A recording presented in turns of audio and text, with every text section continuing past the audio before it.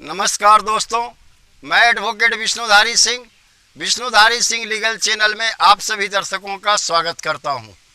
दोस्तों, मैंने एक पहले वीडियो बनाया था पति प्रताड़ना के ऊपर में, यानी 498A, 406 and 420 Indian panel code के अंदर में जो सेक्शन है। दोस्तों, आमतौर आप समाज में देखते हैं कि पत्नियां थोड़ी बहुत बात पर भी झगड़ा करके अपने पति पर प्रताड़ना का केस डाल देती है। दोस्तों, परिणाम स्वरूप उसमें उसके पूरे परिवार के लोग फंस जाते हैं, पति को बड़ी परेशानी झेलनी पड़ती है। जबकि इस तरह की बातों को आपसी बैठ करके समझा बुझा करके भी शांत किया जा सकता है। दोस्तों, उसी वीडियो में मेरे कुछ दर्शकों ने कुछ प्रश्न किया दोस्तों कि क्या कोई ऐसा जजमेंट है जिससे कि गिरफ्तारी से बचाव हो सके इस मुकदमे में। दूसरा है दोस्तों, ऐसा कोई जजमेंट है जिसमें घर वाले का नाम पुलिस वाले स्वयं ही हटा सकें। और तीसरा दोस्तों ये प्रश्न है कि क्या FIR ही न हो, ऐसा कोई जजमेंट में कुछ उपाय है, या FIR होने पर हम क्या करें।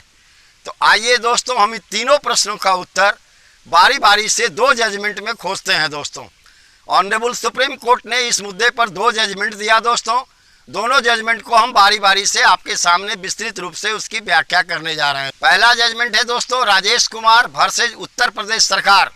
दोस्तों, ऑनरेबल सुप्रीम कोर्ट ने इसी मुकदमे को सुनते हुए इंडियन पेनल कोड के 498A, 406 को सुनते हुए, जिसमें पति प्रताड़ना का पत्नी ने केस किया था। दोस्तों, इसी मुकदमा को सुनते हुए निम्न बिंदुओं पर पहुंचा। आइए दोस्तों, अब उन निम्न बिंदुओं को हम देखते हैं। दोस्तों, उपरोक्त मामलों में ऑनरेबल सुप्रीम कोर्ट ने कहा कि अधिकांश मामले जो 498A, 406 के अंदर में पति पत्नी के द्वारा पति के विरुद्ध में डाला जाता है या उसके परिवार वाले के विरुद्ध में डाला जाता है, वह झूठे निकलते हैं। दोस्तों, अपने इसी जजमेंट में ऑनरेबल सुप्रीम कोर्ट ने नेशनल क्राइम ब्यूरो के रिपोर्ट का भी हवाला देते हुए कहा कि नेशनल क्राइम ब्यूरो के रिपोर्ट के अनुसार ऐसे मामलों में 85% मामले झूठे साबित होते हैं, मात्र 15% मामलों में ही सजा होती है। दोस्तों, इसी को गाइडलाइन बनाते हुए ऑनरेबल सुप्रीम कोर्ट ने भारत देश के सभी राज्यों के पुलिस को यह दिशा निर्देश जारी किया। दोस्तों, उनके द्वारा 4 दिशा निर्देश पुलिस को जारी किए गए हैं। दोस्तों, वो चारों दिशा निर्देश इस प्रकार हैं। पहला दिशा निर्देश है दोस्तों, जो राज्य सरकार को इंगित की गई है कि कोई भी महिला थाने में वैसे धैर्यवान पुलिस अधिकारी का नियुक्ति किया जाए या विवेकशील पुलिस अधिकारी का नियुक्ति किया जाए, जो लोग मामले को धैर्य से समझें, दोनों पक्षों को बुलाकर उन्हें समझाएं और यथासंभव हो सके तो मामला को वहीं समाप्त कर दें। दोस्तों, अगर हो सके तो पुलिस वाले ऐसा मुकदमा दर्ज करने से बचें। ये पहला गाइडलाइन जारी किया गया है। दोस्तों, दिशा निर्देश जारी किया गया दोस्तों भारत के समस्त राज्यों के पुलिस वालों के लिए। अब दूसरा दिशा निर्देश दोस्तों, अगर कोई शारीरिक या मानसिक क्रूरता का मामला हो, यानी इसी तरह के केस में पत्नी आरोप लगाती है कि पति मेरे साथ मारपीट करता है, ऐसी परिस्थिति में दोस्तों पुलिस वालों को चाहिए कि मामले का छानबीन बड़े ध्यानपूर्वक करे, बड़े सावधानी से करे और बिना सच्चाई के पता लगाए मुकदमा दर्ज न करे।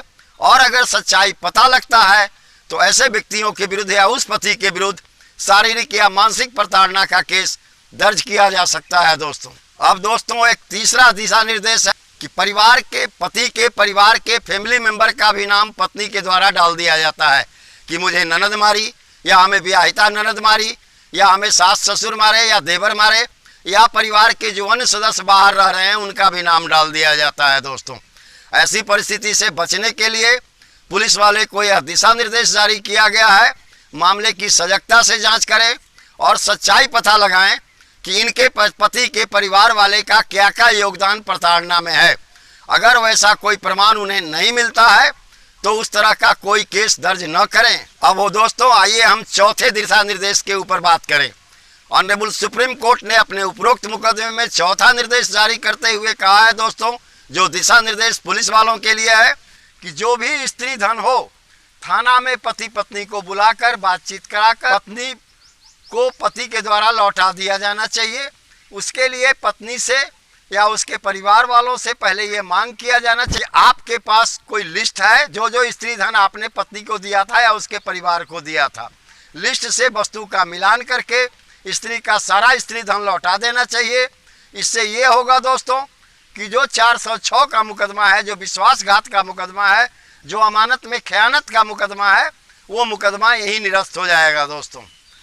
अब आइए, अब हम चर्चा करते हैं ऑनरेबल सुप्रीम कोर्ट के दूसरे मुकदमे पर दोस्तों। दूसरा मुकदमा है दोस्तों Arnesh Kumar versus state of Bihar. दोस्तों, इस मुकदमे में ऑनरेबल सुप्रीम कोर्ट ने गाइडलाइन जारी कर पुलिस वालों को दिशा निर्देश जारी किए हैं, गिरफ्तारी से बचना चाहिए। दोस्तों, जब कभी इस तरह का मुकदमा आए तो पुलिस वाले दोनों पति पत्नी को थाने में बुलाकर बात से समझाएं, उन लोगों में यथासंभव कोशिश करें कि आपसी समझौता करा दें। अगर समझौता होने की स्थिति नहीं होती है, वैसी स्थिति में मुकदमा तो दर्ज करे लेकिन गिरफ्तारी से बचे।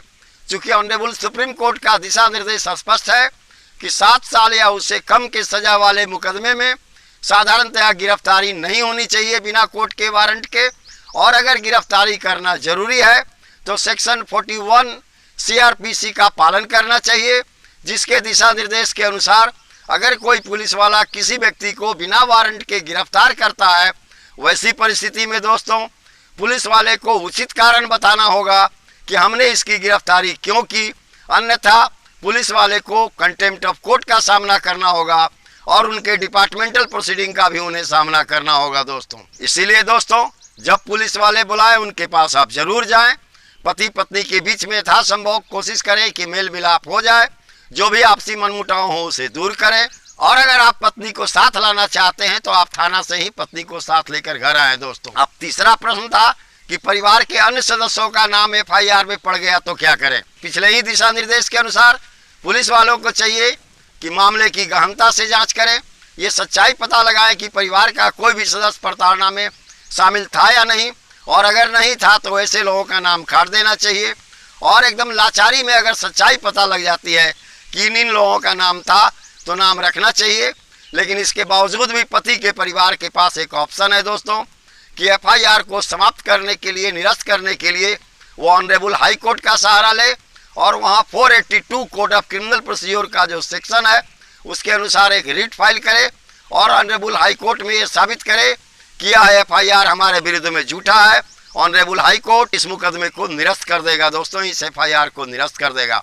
अब आप समझ गए होंगे दोस्तों कि आपके तीनों प्रश्नों का उत्तर मिल गया कि आपका गिरफ्तारी से कैसे बचाव हो, इस तरह का कोई FIR दर्ज न हो, घर वालों का नाम FIR से कैसे हटाएं। दोस्तों, यही पर मेरा वीडियो संपन्न हुआ। अगर आपको मेरा वीडियो पसंद आया तो आप इसे लाइक करें, सब्सक्राइब करें, अपने हित कुटुंब और दोस्तों को शेयर करें, ताकि कहीं भी इसी तरह का अगर मुकदमा है तो वो घबराएं नहीं, पुलिस वाले के पास जाएं और अपने मुकदमे का निपटारा करें दोस्तों। धन्यवाद। विशेष अगले वीडियो में